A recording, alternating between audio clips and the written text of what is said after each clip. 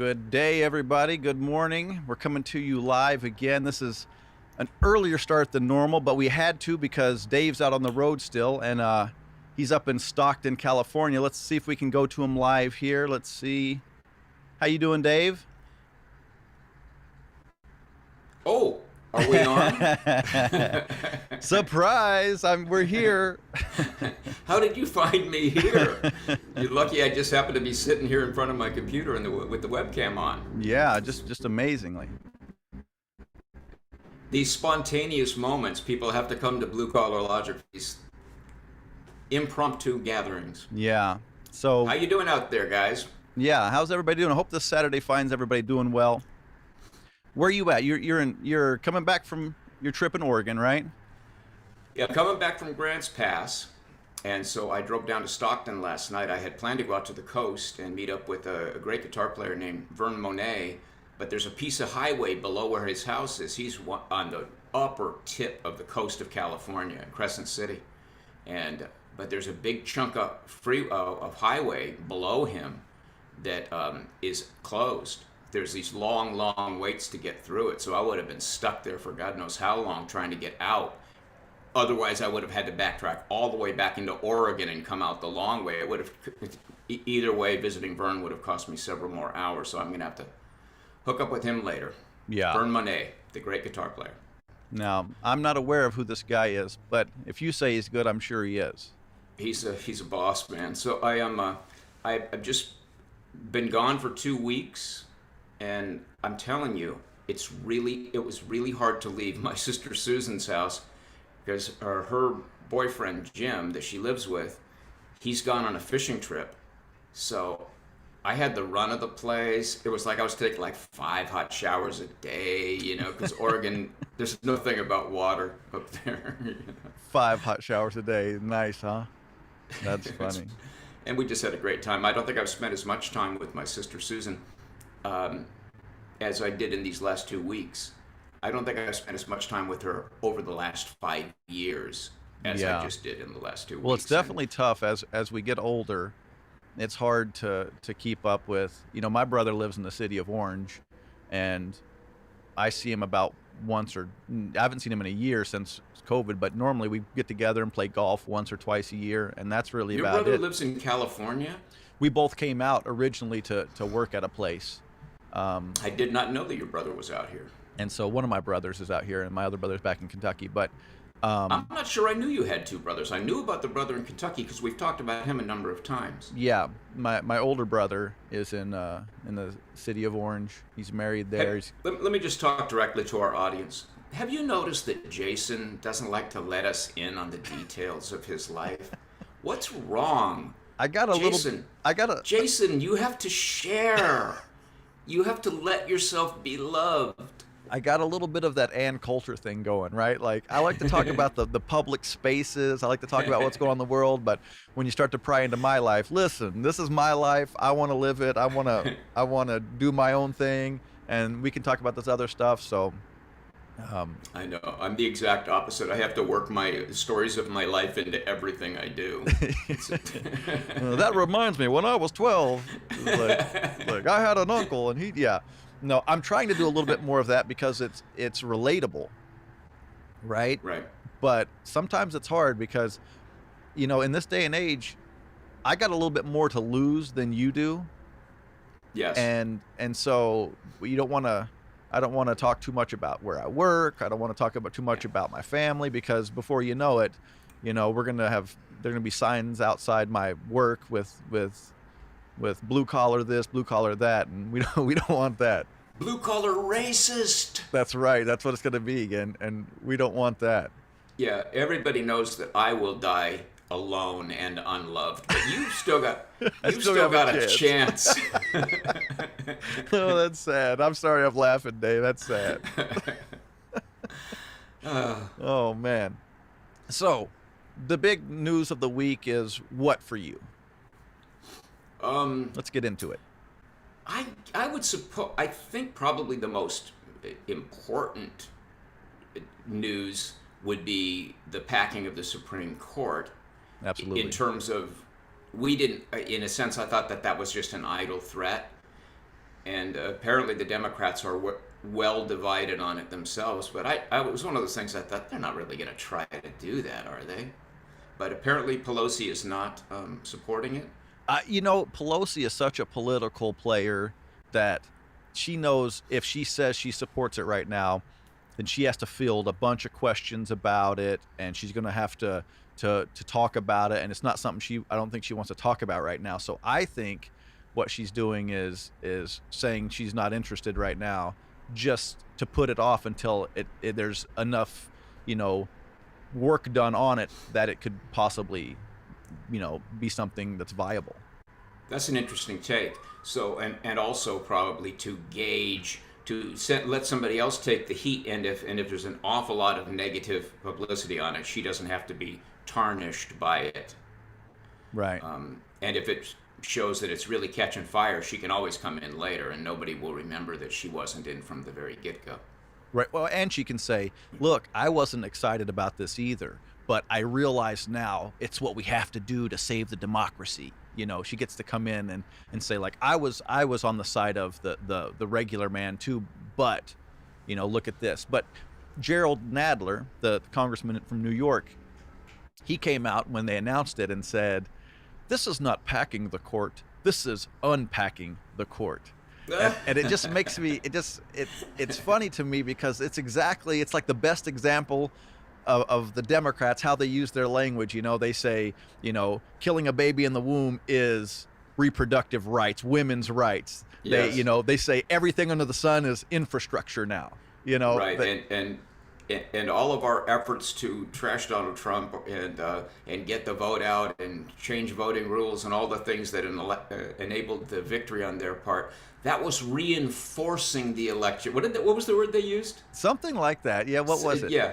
This was not fixing an election. This was reinforcing the election. I think that was something. It was something like that. Oh, that sounds so nice now. Yeah, that's what they do with the language. Reinforcing is good. Unpacking. So I did a little digging about the Supreme Court in 2009 when Obama became president.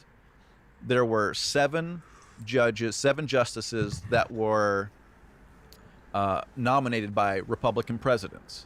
7 out of the 9. Right now, Wow. there's 6 out of 9. And if you think about why there was 7 out of 9 justices that were nominated by Republican presidents, well, from 1980 to 2008, Republican president was 20 years of those years, 20 of the years where it had a Republican president, and only 8 years had Bill Clinton. And you get more opportunities that way. And then Right. you got to think, if Justice Ginsburg wouldn't have held out to be the first, justice retired that a female president, because she thought Hillary Clinton was going to win, a female president was going to become, the first nominee, and she was going to be a part of it. It was going to be historic, and then she ended up passing away because she was sick.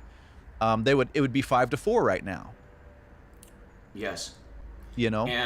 And there would have been that would have been so glorious because they'd have the first female president, and she and Ginsburg would be seen together, getting their heads together like real women, like empowered women, to pass the baton to another young and empowered woman. Right. It would have. This is the stuff that they get creamy about. They get really wet about this stuff. Way too much interest in political victories, to give them meaning in their lives. Yeah. But no, So- I thought it's so they're still upset about was it Gorsuch, right? Because Merrick Garland. Merrick Garland. He should have changed his name to Maverick. He would have been in. He would have been in for sure. No, Yeah. but Mitch McConnell held out on that one. They're upset about that. But even with that one, it would still be 5-4. It still would be, in the Republicans' favor. So the fact that they're going now, let's do 4 more and have Biden do it, nominate 4. Appoint all 4. Then it's Like, going to it be will now they're up by 1, if you will. It's so funny because the Democrats, it just seems like no matter what they do, they just keep stepping on their dicks, and Men and women. I mean this. I mean this both sides. But you know, the idea that we're going to put four in there, so we'll have a court made up of 13 judges. You know, what does that stand for? Well, MS-13.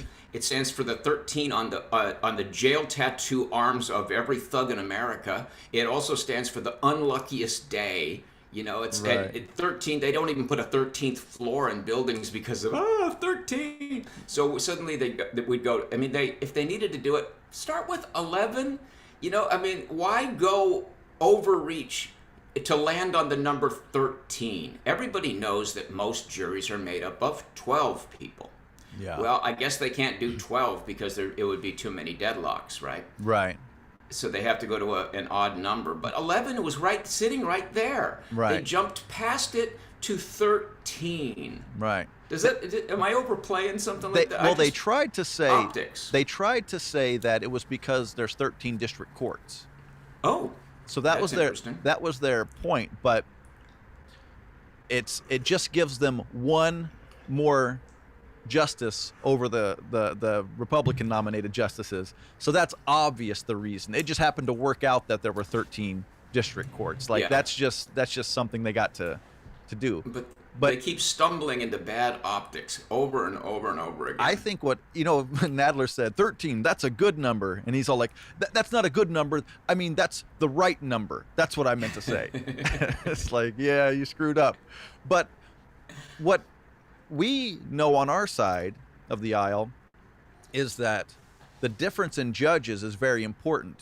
Nobody's claiming, some will, but they can't point to anything that an Amy Coney Barrett or these judges that Trump nominated are activist judges.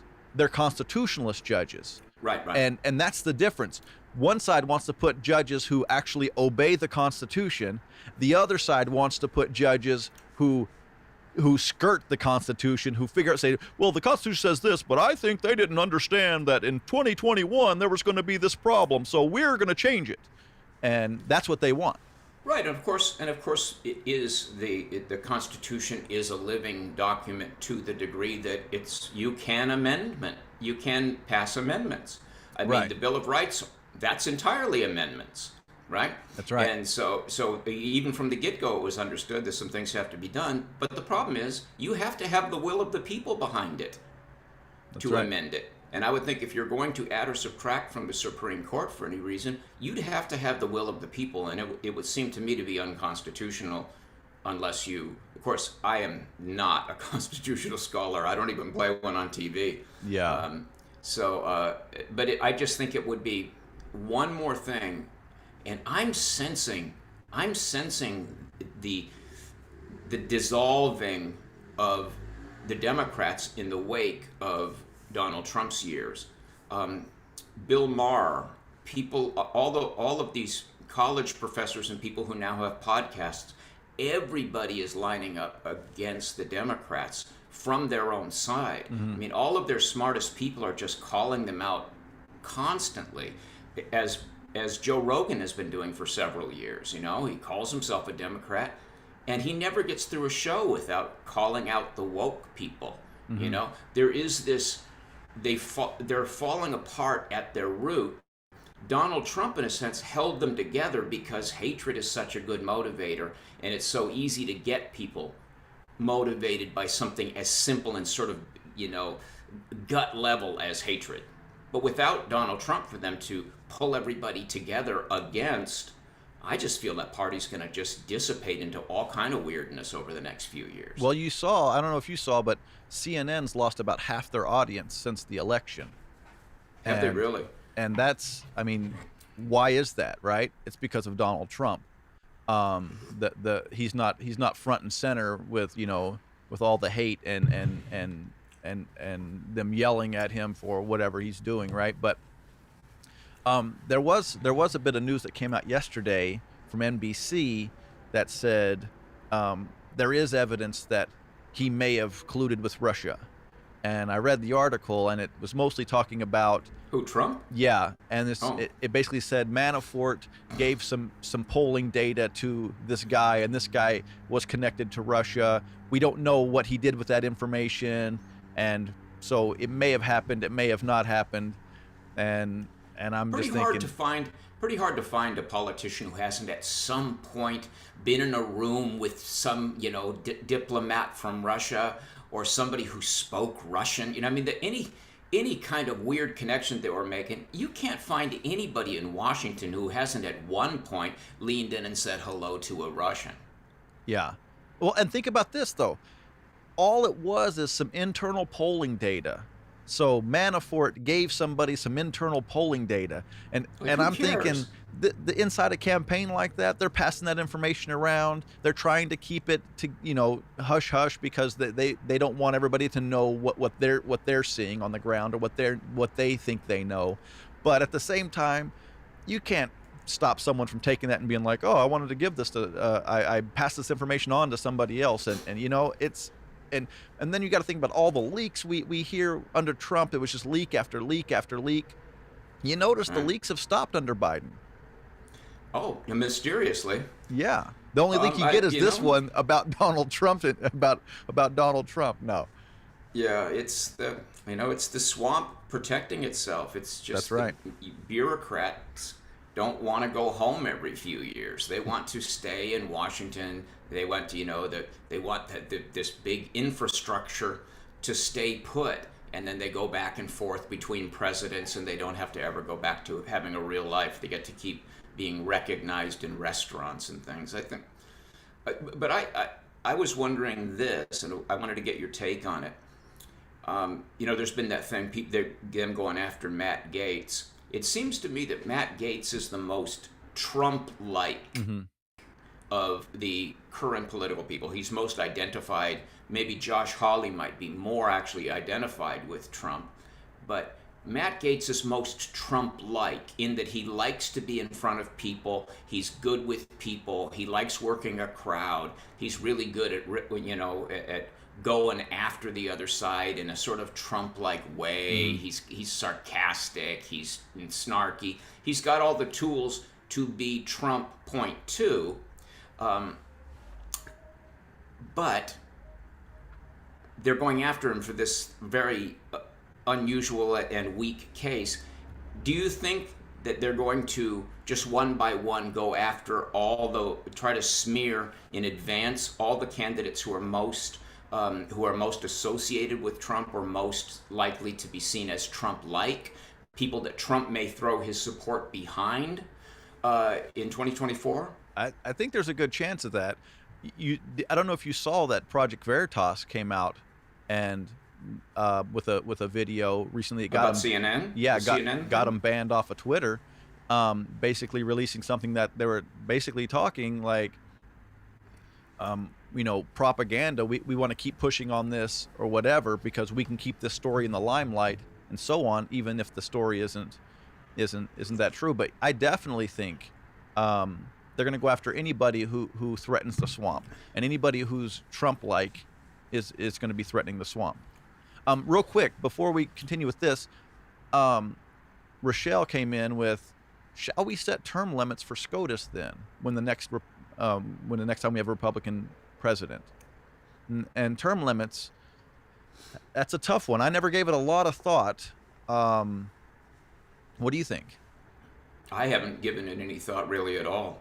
But, seeing the advanced age of people who are hanging on forever in politics, I'm starting to become more and more of a term limits guy in Right. general. I haven't thought about it as it applies to the Supreme I Court. mean, it was tough to What do you think? watch to see the picture of SCOTUS, and then you see everybody like nice and shoulders back and everything, and then you see Justice Ginsburg, and she looks like she's just she's just laying there, and they gotta pick her up and put her back in her chair when they're done with the picture. So term limits, it sounds good. I haven't thought it through. Um, what would they be? 18 years, 24 years, 16 years? That's You it's a know, tough one. it seems to be like seems to me that we have to start getting realistic about people's competency in all sorts of different ways. You know, should people be running for office and they're hiding from the press and they're hiding from the public and they're not doing any live, very many live press conferences and things like that, and they're almost 80 years old? Um, you know, and should we, as the American people, be able to say, to have candidates, no matter what age they are, undergo some kind of mental acuity test? I Yeah. would think so. I mean, there's really no body in the country more important than the Supreme Court, because they decide the deadlocks for all kinds of things in society. And I think the least we can expect is that all of them would be up to snuff and still be able to, really know what they're talking about. Hmm. Did Justice Ginsburg maintain that right till the very end that she died? Maybe, but I Maybe. don't know that. Yeah. And right, and so people are certainly, her colleagues are not going to, they're not going to throw them under the bus. But every couple of years, maybe go in. You have to do that when you drive a car. You have to retest once you get to a certain age. You have to retest to make sure that your reactions are still up and that you can still read the road signs and that you still know what these things mean. Right. And so you remember the laws and things like that. And so eventually, most people by the time they're 80 have stopped driving for that reason. They've noticed that they've lost a step and they don't want to endanger anybody else. So it's the same kind of thing. There's no shame in it. Well, I'm definitely leaning more toward term limits for Congress and the Senate, because the idea from the beginning was that people go to Washington to work, but they still have their private life. They still do their private thing. It was to go and to sacrifice some time for the good of the country and help, Right. right? And when you get to go to Washington, D.C. for 35, 40 years. And while you're there, you're also getting all these backroom deals and whatever, making hundreds of millions of dollars. There's no Right. reason for you to go back into the private, sector. And there's no reason to, to worry about what's going on in the private sector. Right. And now that we have that, media as regards politics has become something akin to spectator sports crossed with Hollywood gossip. Like you turn on any of the commentators anytime during the week, and you think this is kind of gossip columnist stuff, Yeah. about. So in a sense, DC is the new Hollywood, and the political system is sort of like the old, what was it, the old studio system, where the studios had their bunch of stars, and then they would make movies around them and try to put them in the proper thing. Oh, we need a Betty Grable movie. Well, let's put her together with whoever, whatever leading man, John Gilbert or whatever. We'll put her together, and that'll be great. And then we'll make a story around them. And it's, in a sense, that's what it is. They make up a story around these different politics. And, oh, let's give Nadler the lead in this one. Oh, let's bring in, who is that guy? Adam Schiff. We'll bring in Adam Schiff. That guy. He's a character actor, but we think he's got a possible leading man career ahead of him. Let's give him a chance to shine in his own starring role. And it's like Hollywood now. Yeah, it really is. You're at the media, and that goes with the social media as well. Twitter and Facebook, they're all now a part of that whole empire, creating the narratives and so on. Real quick, we got Simon Enifer. Yeah, I let's guess do it's some from questions. England. He wrote, "Superb channel. Woke Marxists are succeeding where other enemies failed, destroying the Americans' faith in themselves and their institutions. God save the Queen." Yeah, there's definitely a heavy hand on the left I would getting say let's be inclusive and say God save all the queens, because LGBT, important part of our constituency. Simon, queens. Was it Simon? That's funny. Yeah, Simon. And then we also have Miss Rogers, it looks like. She wrote, "Grateful for your efforts." Well, thank you for donating to us, and thanks for watching, you guys. We appreciate it. Anybody else got any comments? Want to do a super chat? Go ahead, and we'll read it. We'll talk about it. Does anybody have a very personal question to ask of Jason? Oh, Nimando comes in. He said, instead of term limits, how about just simple age limits? I mean, a person can only be sane for so long. We need more sanity and less comical awareness. That really doesn't matter. Jason, love the green strat in the background. All right, thanks for the the Well, I guitar, think but I think that's an interesting point. We have a age limit for how old you can be when you become, let's say, a president. military. 35, I think, Well, right? So why not 70 or something like that? Well, I think the only problem with that would be that you might have somebody who is one of those rare people like Thomas Sowell, who was relevant into their 90s Yeah, and is I would still still I would really I would still and is elect that guy. and is still hitting it out of the ballpark all the way through their 80s. So I would say that, but I would agree with Nimando that if you had a age where every year you had to go through a little test where you had to make sure that, like I talked about earlier, that you're Yeah. hitting on all cylinders, and Okay. then Yeah. quietly let people go. You can't quietly let them go because they're not going to go quiet.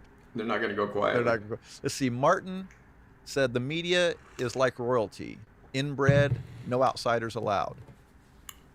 And that's kind of true. I mean, if you look at what's happened to You can almost hear the banjo playing in the background. right, if you look at what happened to what's happening to Project Veritas, I mean, this guy is going out and getting people to talk in their own words and admit to what they're doing behind the scenes, and then he puts that out there, and they say that's wrong. That's not right.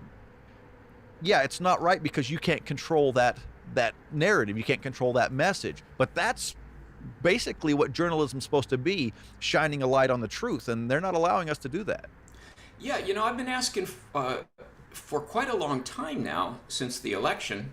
I've been asking, where are the investigative journalists? That used to be a whole thing. I mean, 60 Minutes, 2020, all of these, they used to be, hey, these are hard-hitting investigative journalists who stop at nothing to get a story, and they don't care who gets hurt. That any side, these are people that they're right down the middle, and basically they're sharks. They don't care who they eat. To them, they want the scoop of the century, and Right. that's a real journalist, because then they're not bringing their biases in it. Now it's, well, I want the scoop of the century as long as I get to take down a Republican. Mm-hmm. They leave all these scoops of the century just sitting there. Right. Where are the investigative journalists? Is that a thing that doesn't exist anymore? They don't So they don't just leave it sitting there.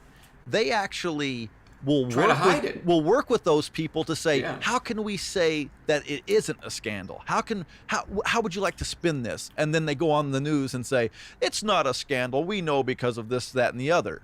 The Hunter Biden case is a perfect example. Great example. And then the election was the next example, where we're just not going to even talk about it. We're going Yeah. to we'll make an opinion right at the beginning and say this is what we believe, and everything else. And they did the same thing with COVID. We're not going to allow the national dialogue about something that is literally killing our country and our culture, and is spreading from our will to do that and Britain's will to do this all over the world. There, you travel anywhere in the world. I brought up that comment with Itchy Boots, that woman I follow. She's down in South Africa, and everywhere she goes in South Africa, she goes to a national park. She's the only one there, and still they're coming out and putting hand lotion on her, and everyone's wearing masks. And there's literally 35,000 people on the continent of Africa who have died of COVID. Yeah. So it's not even a big thing there. I mean, it's not nearly the problem that they have with malaria, but they panicked because we panicked, and we wouldn't even allow an investigation in the early days to find out, is this really something that we need to panic about? Let's bring all doctors and let's bring all the opinions. Let's talk about it. No. It's what Fauci says. It's what whoever the Democrats plan to use as their main That's right. point man. And then the media The science is what we deem to be the science. and the media fall right in line. Exactly, and that is not science, Right. and that's not free press, and that's just not smart, because you could really make bad decisions that harm your They have. country and your own people long They've long made term. bad decisions that have harmed a lot of people. Totally. I saw another thing in Los Angeles. It's like over 30% of businesses are not going to open back up now, and It's insane. that's insane. So I got Mike versus Everyone said, I look forward to the Blue Collar Logic live stream. He's one of the best channels on on YouTube. Keep spreading the truth. God knows we need it.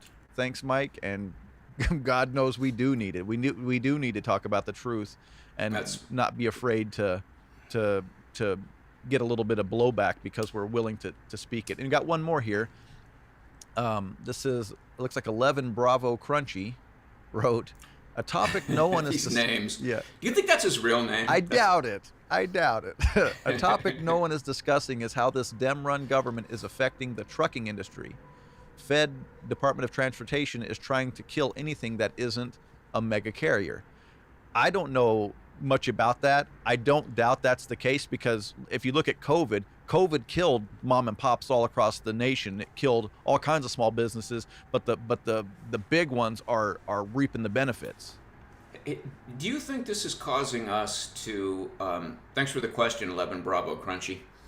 I'm still wondering if he has a brother named like 12 Bravo Crunchy or something like that. But that's a good question, and if he wanted to come in a little bit more and tell us something that he knows about it, without having to pay for that, I think we'd be happy. If we can spot him coming by with a little more info, that'd be good. But where was I going with this? Are we getting to the place where the one thing we may have in common with some of the moderate people on the other side is, why are we supporting big business in such a way? Why, why did big business get to do everything? Mm-hmm. And as you guys know, I monitored 4 large stores, Walmart, Ralph's, and 2 others in my general that were very busy in the first couple of months before masking, before social distancing, and before they were doing anything really there, but definitely before masking and the shields that went up. And I would go in once a week to all these stores, and I would ask an employee, has anybody here got sick? And it was always no. And I still go in those stores and I still ask, and still nobody in any of the major stores has gotten ill. There hasn't been a single outbreak. And if there was real danger, there would have been outbreaks in Walmarts all across the country. Because, Walmart shoppers, they're not the most fastidious. Speaking for myself, Sure. But so obviously it wasn't that dangerous to be in stores. So why shut down all these businesses that they did? All of these little restaurants who easily could have, cut down to half occupancy or whatever. And they just would shut them down. And then they'd say, oh, well, maybe next week you can come back. No, never mind. And that's the worst thing you could do to somebody, because that makes them say, well, I'm going to go ahead and sell off my house. I'm going to go ahead and sell my car because I'm just a few more weeks. They kept doing that, so people got more and more committed. And now, not only have they lost their businesses, many of them will lose their homes. Many of them will have sold treasured items and antiques and things like that, trying to keep the employees on. That's right. 11 Bravo Crunchy came in, said 11 Bravo is U.S. Army for light infantrymen. Crunchy is M1 Abrams crew member for the same. Well, if you were in the Army, we thank you for your service, and thanks for explaining that name. I was never in the service. I don't think Dave was. My dad was in the Air Force. My older brother was in the Air Force. And I when I was 5, I was living on a Air Force base. And I traveled a lot. Like my first 5 or 6 years, I traveled a lot because my dad was getting stationed all over the place. I think on my first birthday, you want a little inside information, a little private information? Yeah. I celebrated my first birthday in Turkey. Wow.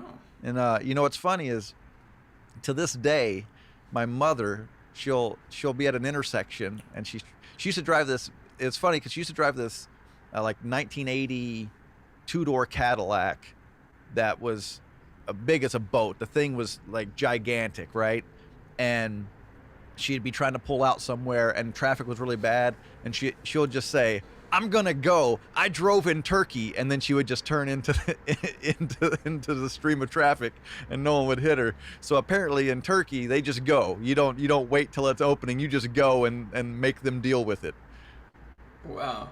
Yeah, you've been all over the world. You got going early. I think everyone now is at home picturing you with an opium pipe or smoking a hookah. Do you Oh want my, your baba? Want your baba, Jason? No, but I take a little toke off yeah, that that's hookah. funny. Yeah, no, so Turkish. um, You look a little Turkish. you Just know, saying. when I was Just in saying. when I lived in Germany, when I was coaching baseball that first year, um, they someone told me, "Are you an Oslak?" They asked me if I was an Oslak, which was a slang term for a Turkish guy, probably not a flattering term from a German. And I was like, "No, I'm American." And they said, "Oh, okay, cool." Oh well. So, let's see. He came back in again. The Department of Transportation is pushing hours of service rules and 65 miles an hour speed limit for the entire industry, which heavily favors companies that have hundreds of trucks. Yes. There you go. That's Yeah, and so my question is, are we coming down to like when I joined up and became a conservative, there was a lot of things you get pushed a little bit to a radical side of things. I found myself spending a lot of time defending the Koch brothers, defending big business because I was defending capitalism. mm-hmm. And the way that the attacks against capitalism were coming in was they were demonizing big business.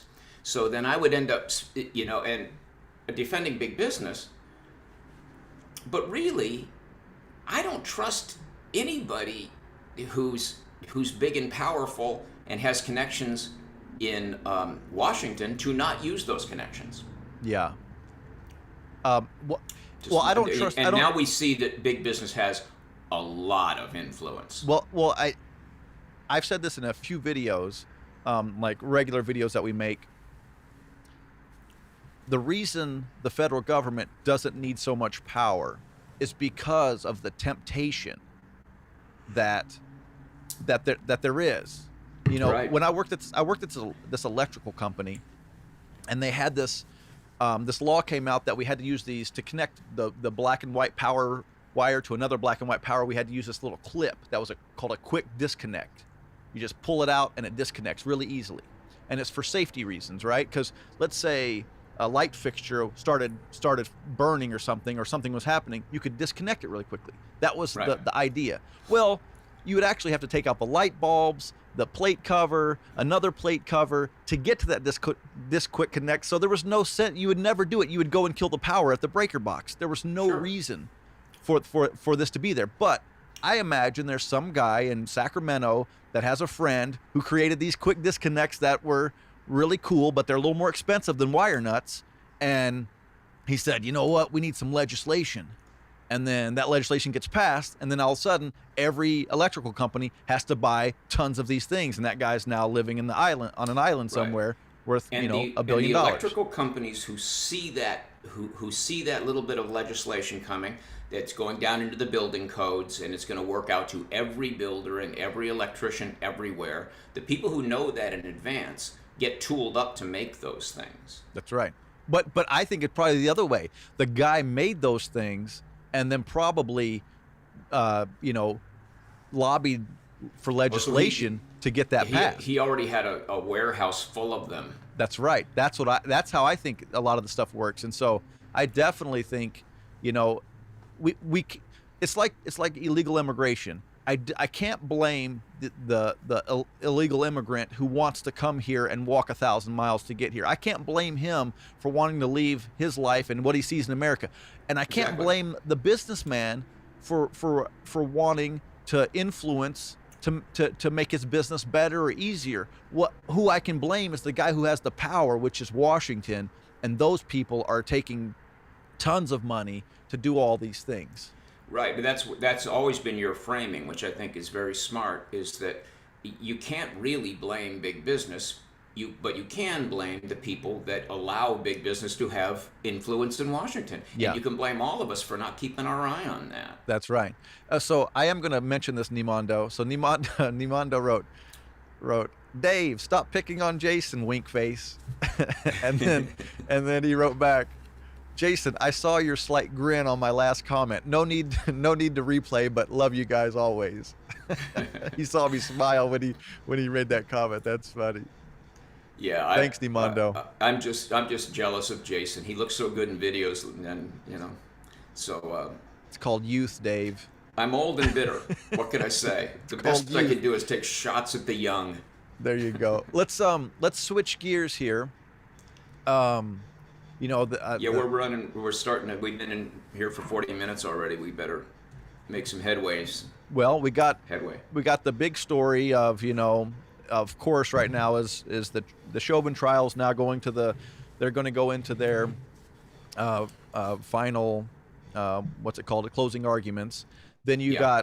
you got the other guy, Dante Wright, who was shot accidentally, and then you have this kid from Chicago, Adam Toledo, who was shot with his hands up. And everything is about, use of force. Should we be doing all, should cops have guns these days? That's what a lot of people are talking about. But I don't know if you've seen this picture. I'm going to pull it up right now. I want to start with the Adam Toledo. So check out this picture, guys. And some of you guys, I'm sure, have seen it. This is, you see him with his hands up. The picture. There's 4 pictures here in this sequence. He's let me set it for you, Dave, because you haven't seen the video. So Haven't seen it. So he's chasing this guy down the street. He doesn't know how old he is. He's obviously a teenager or a 20-year-old, something like that. But he turned out to be 13. But he's a good-sized kid. So he's been firing shots in the neighborhood. Cop gets him trying to chase him down on foot, and this kid runs, and at the last second, throws a gun and turns around and puts his hands up. Are you showing the video now? Because I can't see it. No, you can't see it. It's a picture. So you see him with a gun.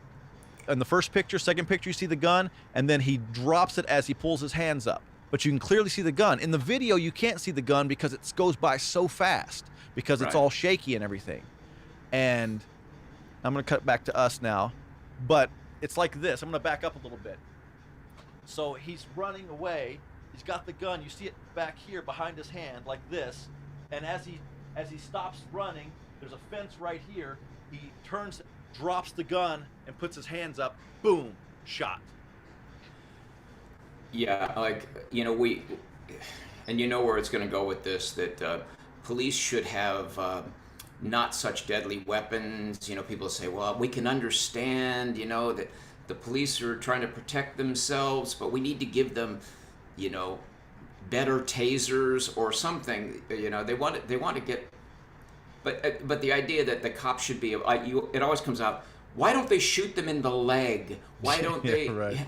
This stuff's happening fast, man. You got to go for center of body mass, and you have less than a second to process that you, since when you first see the gun, to now it's in his hand. What are you going to do? Well, I'm curious. Let's wait to see what happens in the next half second. Will he throw it away? I don't know. Right.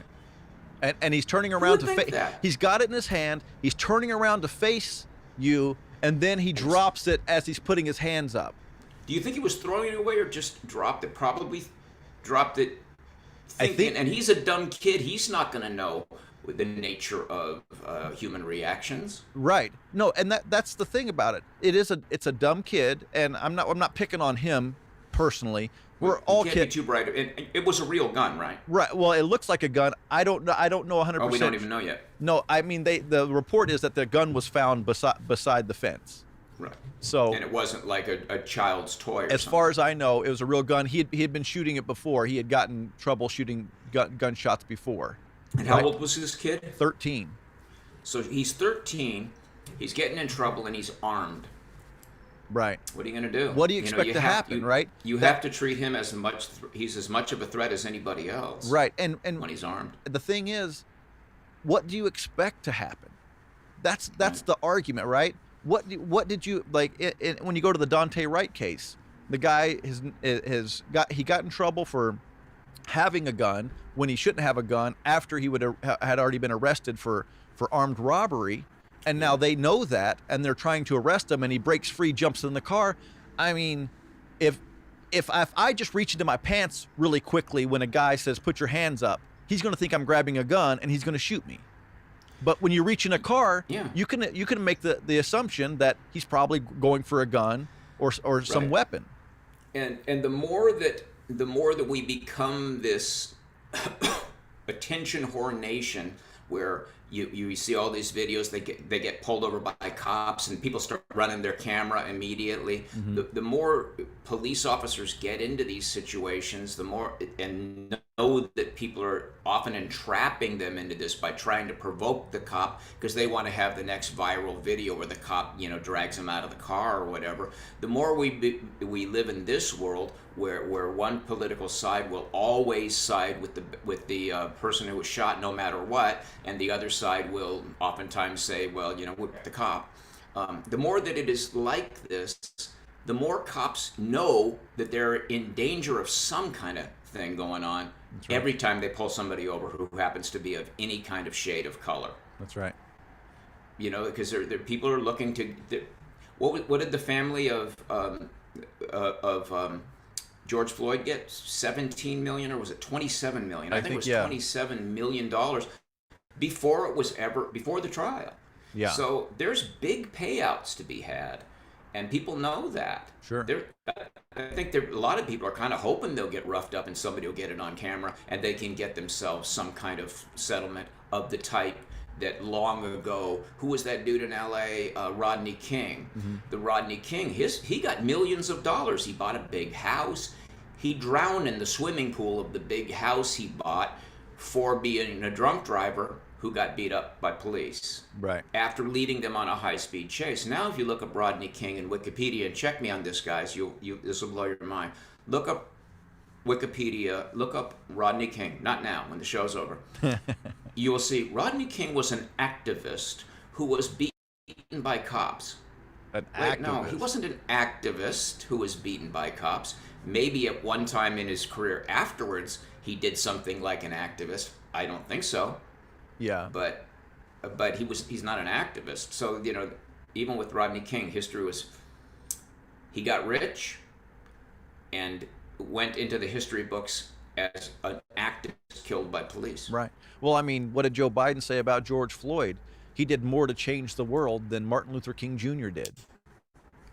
Yeah. It's like, what did he do? In what way? He got fentanyl. Way, for Christ's sake? He probably died of a drug overdose after committing a crime and had a history of armed robbery. He did armed robbery too. I got a couple comments here. Stephen Lawler, thank you, sir. He just put a picture of because Dave can't see this, I'll explain it. He put a picture. It looks like a apple, a pear, but it's a cartoon character dropping the mic. So that was when we're talking about compliance.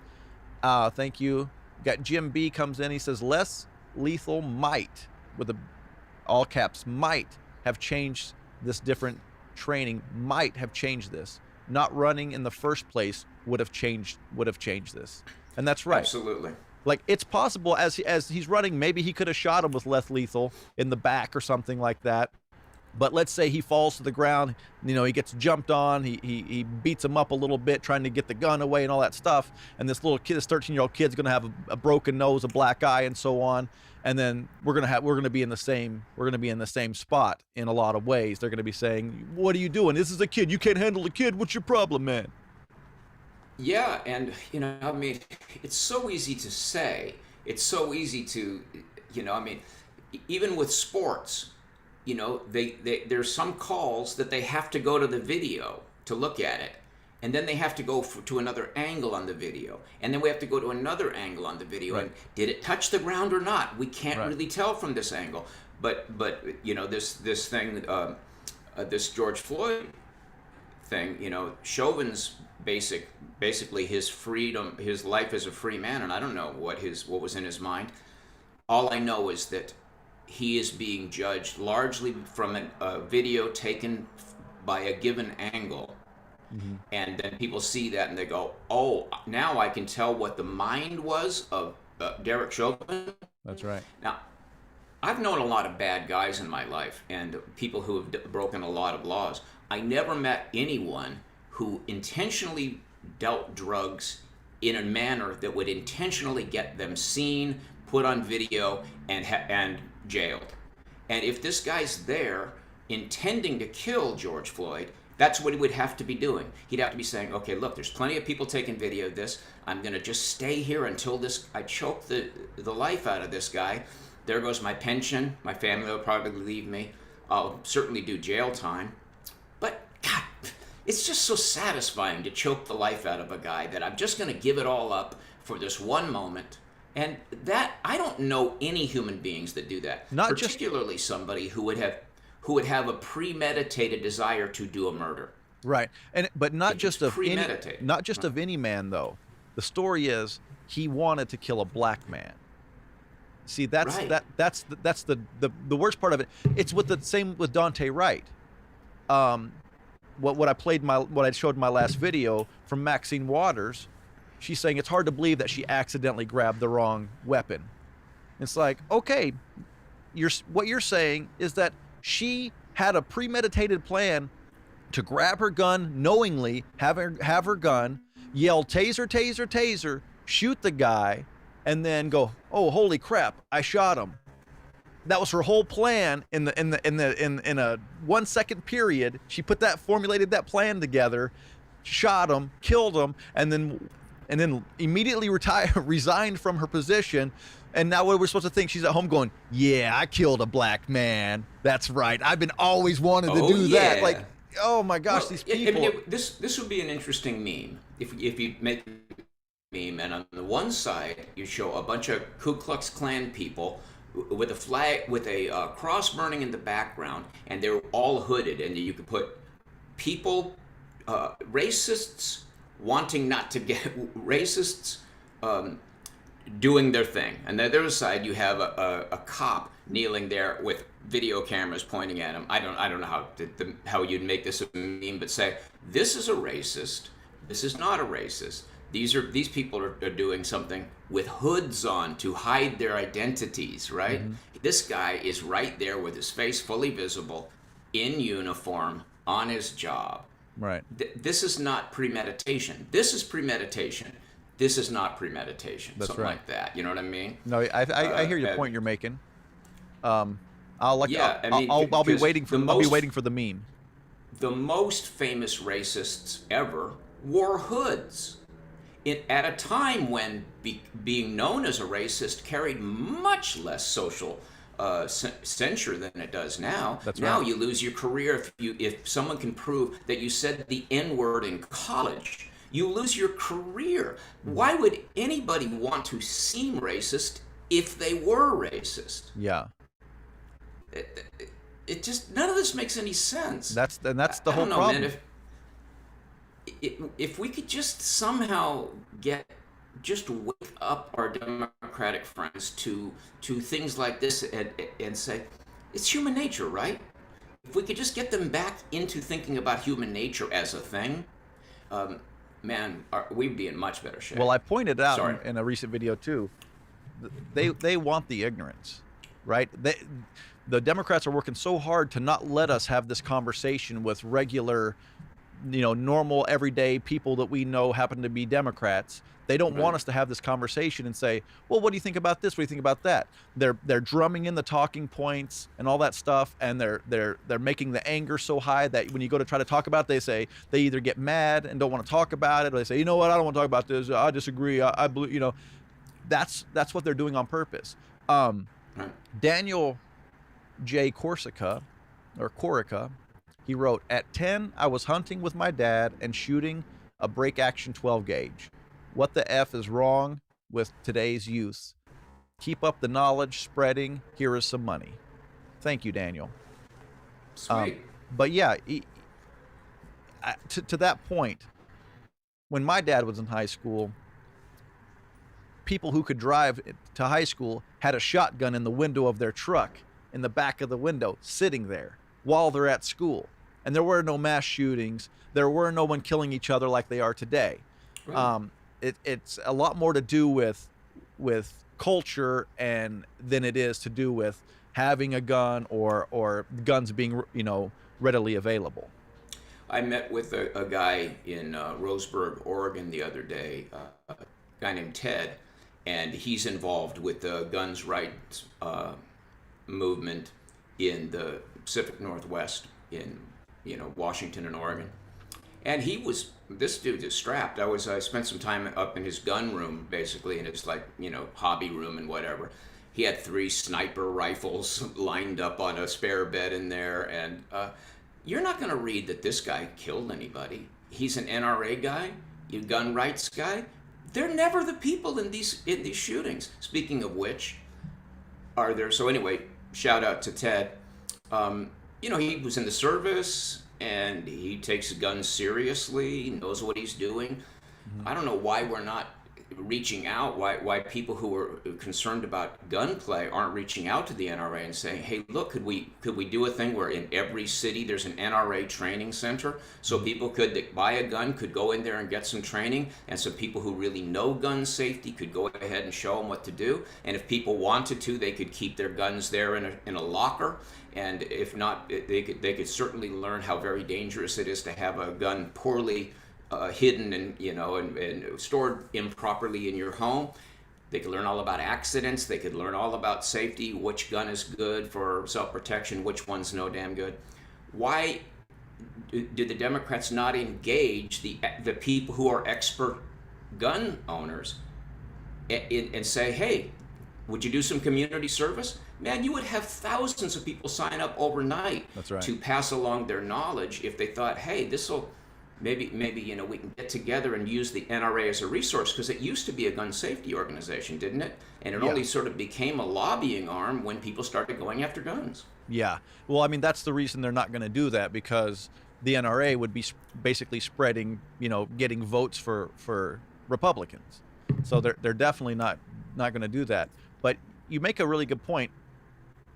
Gun safety, knowing how to use a gun, all those things. If more people had that information and were using guns, if there was more people who would carry a gun responsibly, you wouldn't have the guy at FedEx killing, 8 people on a mass shooting and then shooting 60 other people. You would have somebody who would be like, oh, hold on a second, look at this idiot coming here with a gun. He's shooting those people over there, pow, pow, pow, and he would end it, right? Right. And I also think that there's I'm sorry, I cut you off. No, it's okay. Yeah, my point is, the education would allow people to defend ourselves against that. Instead, they're doing the exact opposite. They're trying to take away the guns from the people who are the responsible gun owners as much as they can, so that we can't protect ourselves against a guy like the crazy guy from Indianapolis. This brings us to the question that somebody asked me on Facebook yet last night. Melody Jackson. Hello, Melody, dear. Hi, Melody. I know Melody. She's great. Yeah, you know Melody. Yeah, we hung out with her one day together. The question that Melody posed to me is, what's going on with all this sudden spate of mass shootings? Does this have anything to do with the current political climate? She's wondering, and my take usually is that these are attention-getting events. They're theatrical events, as strangely as that sounds. My view is that these people who do these shootings are doing it to go out in a blaze of glory, because for some reason that's the movie that's playing in their head. Through media and whatever, that they're isolated, they're mad at somebody, and they say, damn it, when I die, everyone's gonna know my name, and everyone's gonna wish they never knew me, baby. And then they go do this thing, and then somebody else who's really close to the edge with that same sort of ideation going in his mind, they do it too. So there's basically, I think it breaks down to 2 basic human impulses. Look at me, notice me, accept me, and monkey see, monkey do. We are imitative. We are an imitative species, and particularly young people are. I mean, people aren't looking to elders for their ideas when they're kids. They're looking to each other. You know what I mean? So they're very imitative. So I think that's what it is. But do you think there's anything going on in the political climate right now that would mitigate toward more shootings? That's a good question. I never thought about it. That's why Melody's smarter than we are. I know. Why doesn't she have her own podcast? She probably should. She probably should. She's pretty enough to.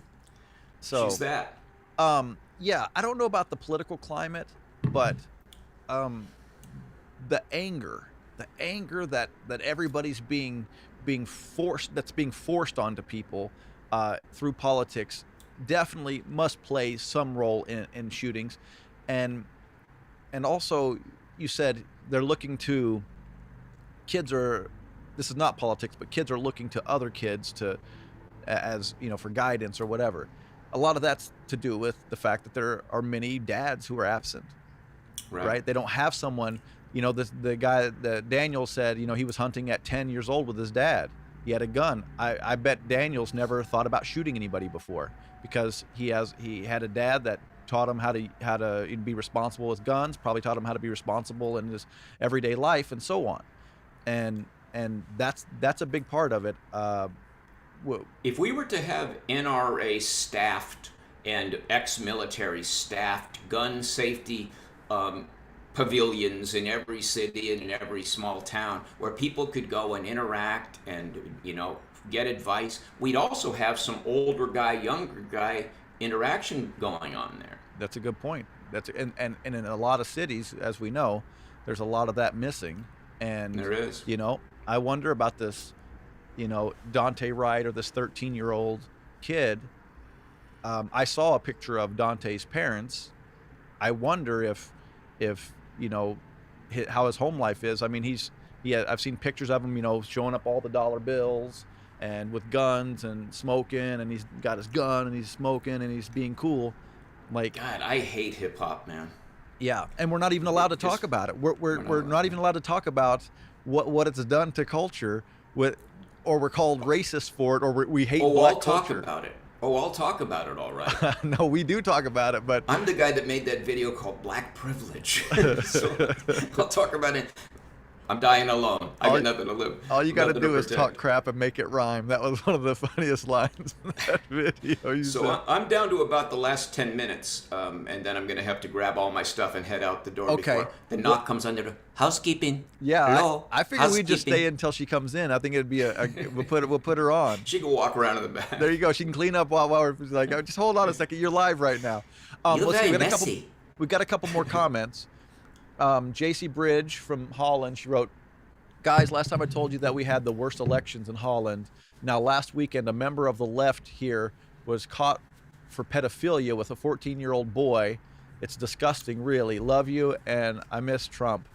Yeah, that sounds terrible. JC, I am going to look into what's going on in Dutch politics, because you're always coming on our live streams, and I want to look into it. Maybe we can have a better conversation about things next time. There's a little plaque that hangs in my sister's guest bedroom where I was living, and so you see things hanging behind urinals that they're trying to give a little advice because it's men who need it.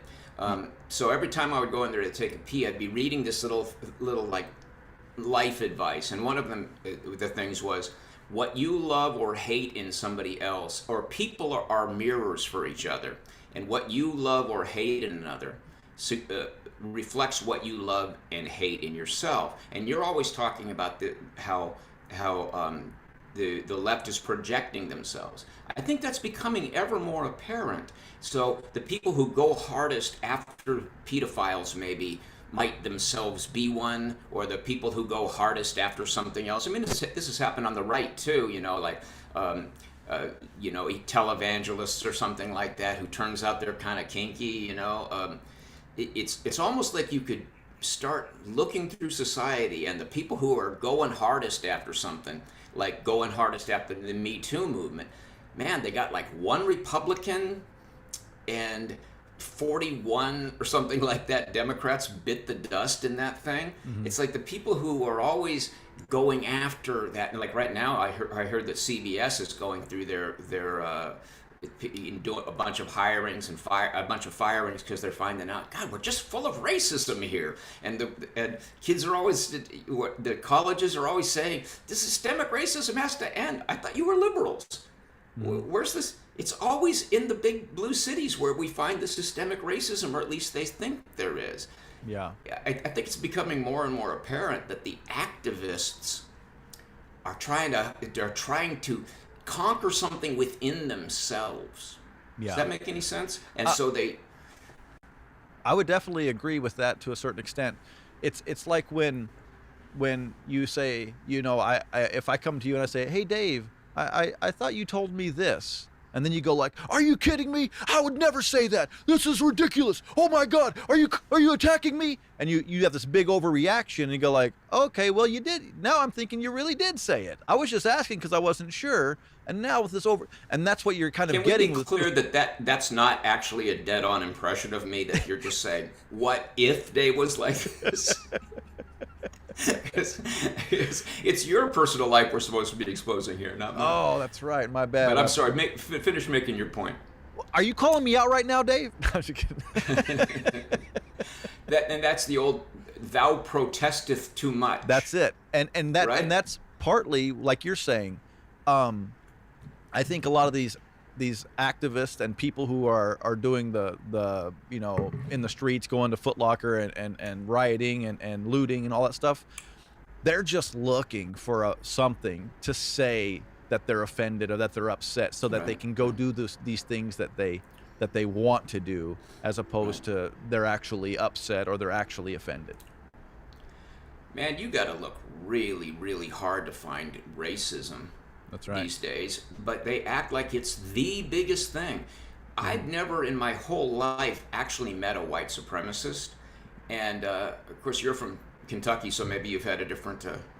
Plus, you've lived in Turkey, so you may have a different experience than me. But I mean, I don't know anybody. I know a couple of people who might, slip the N-word out on rare occasion in a joke or something like that. But I don't meet anyone who spends any of their energy trying to stop somebody from success simply because that person is gay or a woman or a black person or a Hispanic. I don't know anybody who's wasting any of their time like that. It almost seems by definition, anybody who is that obsessed with hurting somebody else that they don't even know, those people by definition will have no power in the world. That's right. Because you can't have power in the world if you're wasting that much mental energy with resentments toward people you don't even know. That's correct. I agree. And I think that's, everybody just knows that as basic human nature by the time they're an adult, I would think. 11 Bravo Crunchy said, repeal the NFA. What's the NFA? National Firearms Association? No, it's got to be an anti-gun law of some repeal the NFA. Firearm Safety Act? No, that would have an S in it. National Firearms Act? Now, we'll have to look into that. I'm sorry. Then we got to wait for Crunchy. Crunchy, when you comment, give a little more info, because we don't know shit. We're not as smart as you guys think we are. I apologize. You're exposing our ignorance. Yeah. Okay. He also wrote, fathers teach adolescent children how to find healthy outlets for their negative emotions and stress. That's exactly right. Exactly.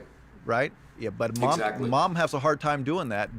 My dad, he could put the fear of God in me, but my mom, I was a lot tougher when my mom would tell me something. Now, if my dad would have never been around, I would have gotten out of control. I had a couple friends that were like that, and one of them's in prison.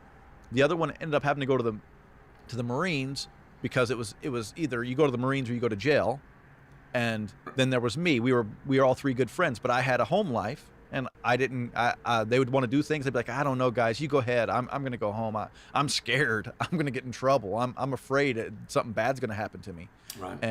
And that's what it was. I had a dad. Well, just to have male role models. I mean, we have very few male teachers in primary school anymore. That's correct. There are some in high school, and there certainly are some in college, but there are very few now in primary school. And I think that's a mistake, because kids need males to interact with, because they're forming their own male self, and they're feeling types of aggression coming up and types of desire to challenge authority. They need people around that they can safely work through those issues with, who understands that, won't overreact, but will react with a proper degree of discipline. Mm-hmm. I have this idea on how to approach the homeless problem, or the unhoused, as they call them in California. Is we should have the people, they say, well, we want to build these little apartments for them and put them all in a little, so then they'll have something to protect. No. They'll just ruin that place. What you want is big dormitories, and you have bunks in there and a foot locker, and you let these guys go through a military-like experience, again using former military, retired military to staff it, and you let some people who've ended up in their 20s or 30s and don't have the disciplines for real life, and they end up homeless. You want them to get in the way of some people who can teach them the disciplines of life. And so you'd have the job training in the building next door, and everybody would be in it, and you come in and you just have to live by military style stuff, and you'll get 3 hots and a cot if you do so. Yeah, But that's don't interesting. take these people and put them in their own apartment as if they live on the street. If that's not a demonstration that they don't know how to have their own apartment, what is? Right.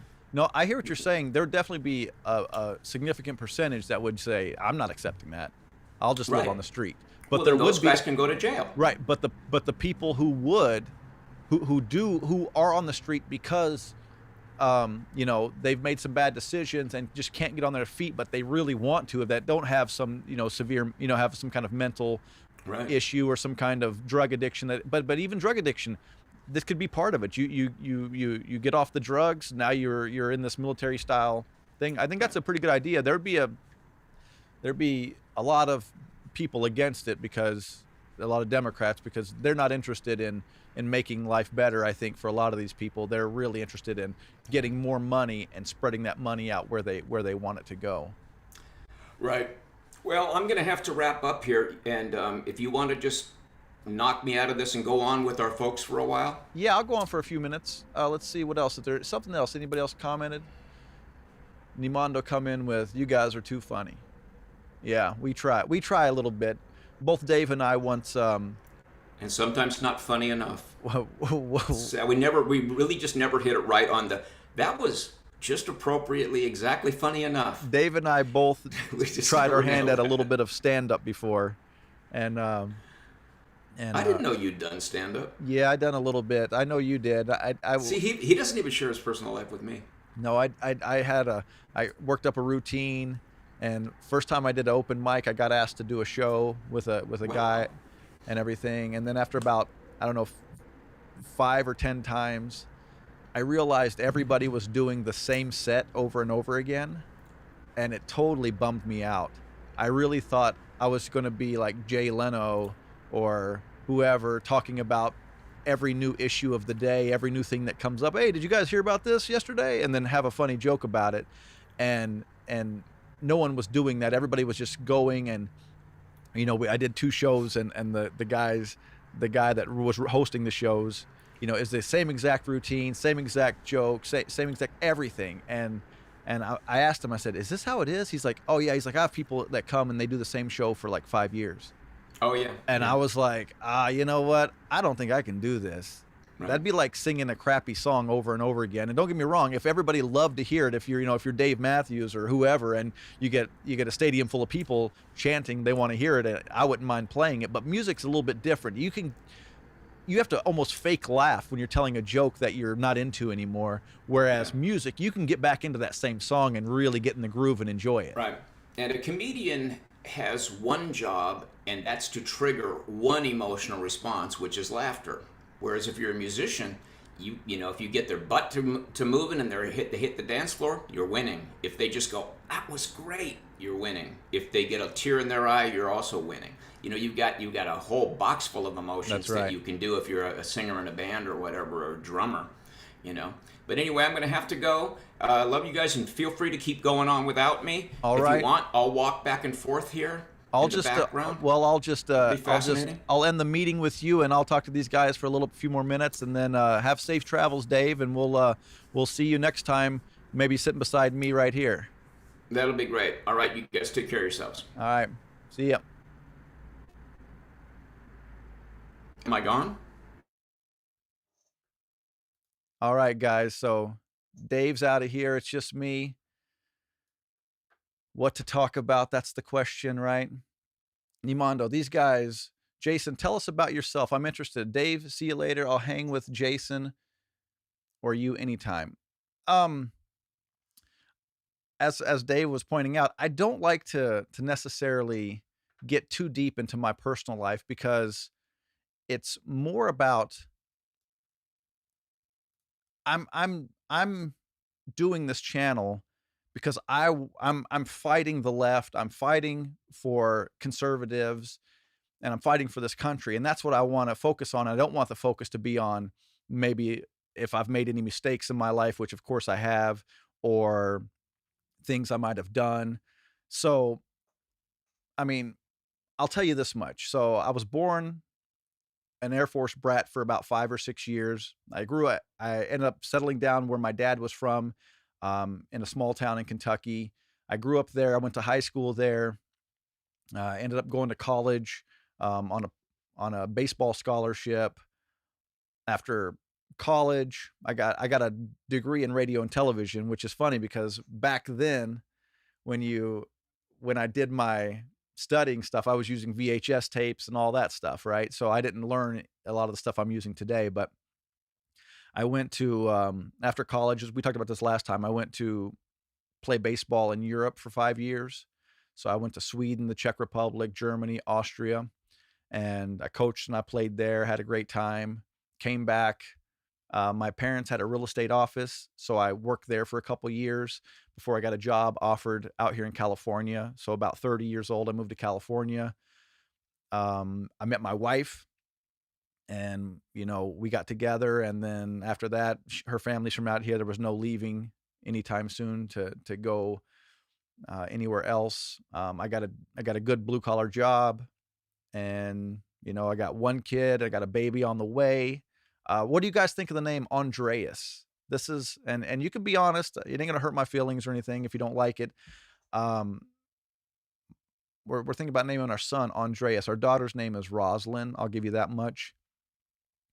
So we're thinking we like the name Andreas. It means manly in Greek, and we like it. But we figure people are probably going to say Andreas instead of Andreas. But we also think there's going to be short names that people say Andre or Dreas or Dre. So what do you guys think? Too hard to spell. I don't know, Paulo, Paco. Too hard to spell. Andreas. Somebody put Andreas sounds shaky to a fault. Ah, you're good. You're good, Michael Lewis. Let's see. We got anybody else? Is it spelled? That's exactly how it's spelled, Charles Turner Jr. That's exactly how it's spelled. I'm gonna move this these comments a little lower here so I can read them a little bit better. I love Andreas, mediocre comedian. I appreciate that. Andreas is a good name, but then I'm from Germany. Hey, there you go.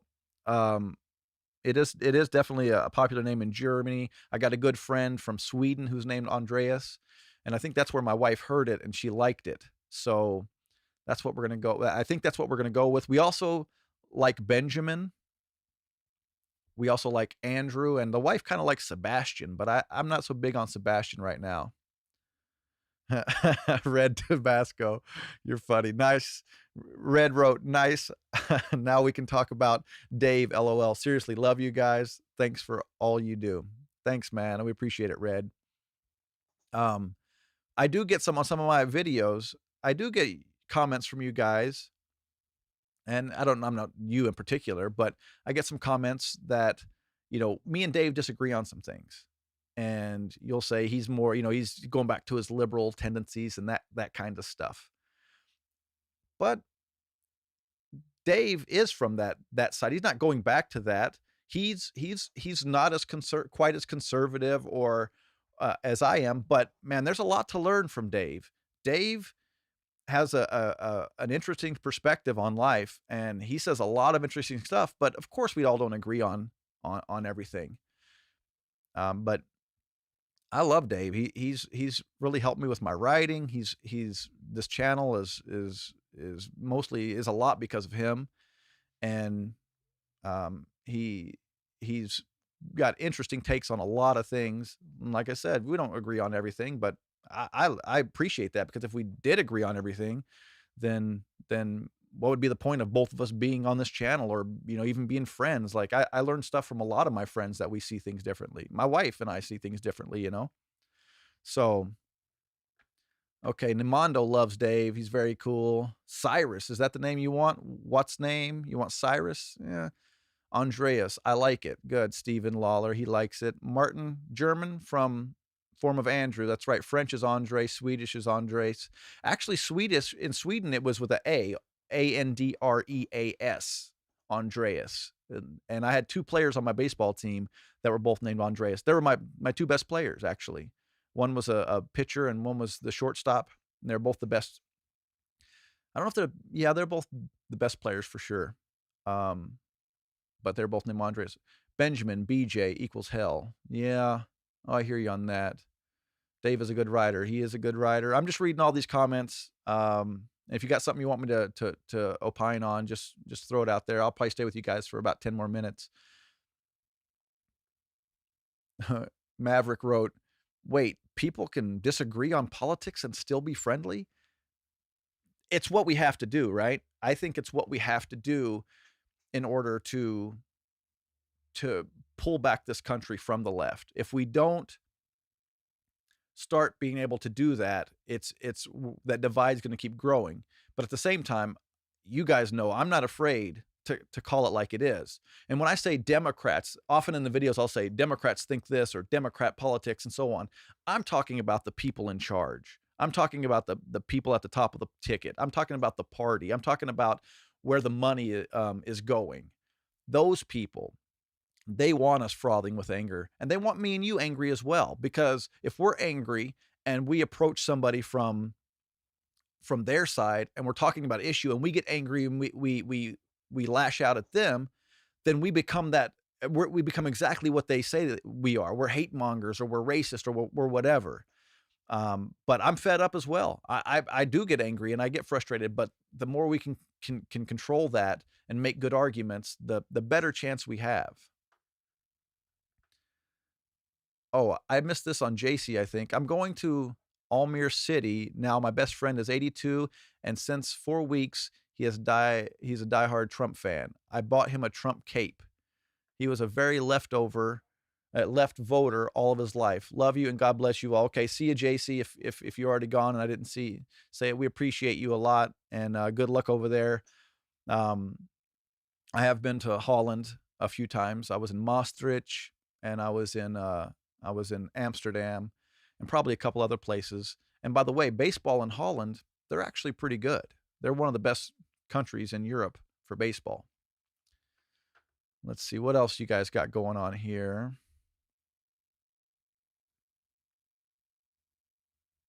MLB getting woke, gonna be broke. Yeah, I talked about that in one of the videos. Oh, thoughts, predictions on 2022. Okay, I like this question. Whew, thoughts. I think we got a good chance of winning the House. I really do.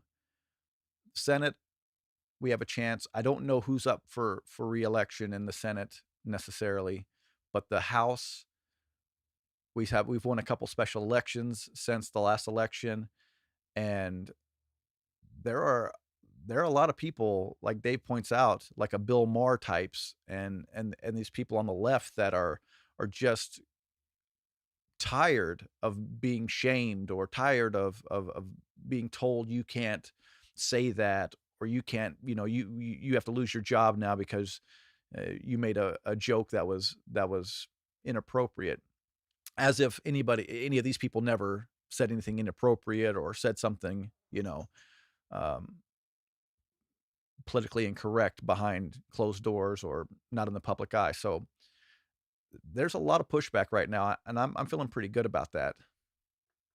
Okay, Lisa Marie wrote Andrew ? We think about Andrew too, but I don't know. Naming a son Andrew, there's this thing that happens in my mind when someone tells me a name, I instantly have a thought to somebody I knew that was Andrew or Drew or somebody like that. And there's somebody in my life back in the day that I just didn't like them and they didn't like me. And now I just have a hard time naming my kid that, even though Andreas, some people might even call him Andrew. I think I'm going to stay away from that one. Bravo Crunchy. If you want a deeper and chat about trucking, Second Amendment, and vet issues, feel free to reach out to me. I'm about to head home after day 6 of work this week. All right, well, bravo country. Thanks for everything, and we'll see you next time. I'm definitely gonna look into, uh, the, some issues that you guys bring up, but it is kinda hard, I work full time. I work the graveyard shift, and then I'm doing this channel, and then I have, 1 kid and a wife, and we try to spend some time together. So it's running thin, and then also some things, as you guys know, there's issues that hit you harder, that concern you more for whatever reason. Some of it might be because it's a bigger concern for you personally, and some of it might be it's a bigger concern for the country. And so sometimes I just latch on to things that really get me going, and that I think I have a good way of explaining why I see it the way I do. Let's see. I don't agree with this being in the middle. Whenever someone mentions that, they often label people far right, but rarely far left. Okay, that's from Charles Turner again. Yeah, Charles, it's definitely the left and the media are always making that middle further and further left, so that so far left that if you say Antifa, they say that's not even a real thing. Like, there is no far left. There's not even such a thing. Even though you show them a video of everybody dressed in black bloc smashing a building down and beating up journalists, they say that's not a real thing. That's just some kind of ideas that's really far out there. And they make that middle go further and further to the left, so that if you say, well, I support the Second Amendment, then boom, oh, this far right supporter of the Second Amendment, this far right supporter of free speech, and so on, and that's all to do with the language, right? They're not the masters. They use language to um, create narratives, so that those narratives give them a way to push whatever they're trying to push, and that's exactly what they're doing. That's how they told us with Trump, we're going further to the right, we're going further to the right, and even before Trump, they're taking the Republicans are taking this country further right. Well, look at any issue, and tell me how we are further right on that issue as a country. And they can't. We're not further right on guns. We're not further right on free speech. We're not further right on abortion. We're not further right on anything. Everything's being slowly pulled to the left, and it's by design. And that's what they're doing. And that language that they use, oh, the moderate Democrats versus the far right, when really many of those people that claim to be moderates, they are pretty far left. And many of those people that are far right, they claim that are far right, are really just on the right. They're not far right. Let's see, 2 more minutes here. There's a cult. They're in a cult. There you go. Cybersecurity, all safe cybersecurity. I just gave you a plug for your business, probably. There's a cult. That's why they ignore violence when it comes on their side, making all sorts of excuses for their rage. Right. And I don't know. I wouldn't say it's a cult. What I would say is that it's designed, right? They want people frothing with anger, as I said at the end of my last video. They want you angry. They want us angry. They want everyone angry, because anger is easy to manipulate. If someone's angry, you can manipulate them. I mean, how many times as a young person have you seen, when you were younger, you seen like 2 people get in an argument or whatever, and you see one guy, they're getting mad, and then one guy there's an instigator. He comes in and says, "Dude, I wouldn't take that. Go kick his butt. You should do it." And he just wants to get the fight started, because that's all he cares about. He doesn't care about the 2 people involved. And that's kind of what a lot of the Democrat politicians are doing.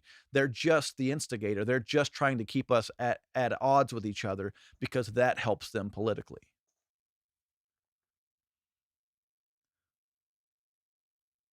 No such thing as moderate left. Right. That's kind of the truth. I mean, if you look at Dave posted a picture the other day, I think it was of John Kennedy, and it was like the last time a Democrat was loved his country. and I don't believe that's totally true. There are definitely Democrats who do love this country, but many are at odds with this country and what it stands for. And JFK, he was a Democrat president who really, he what did he famously say? "Ask what not the country can do for you, but ask what you can do for your country."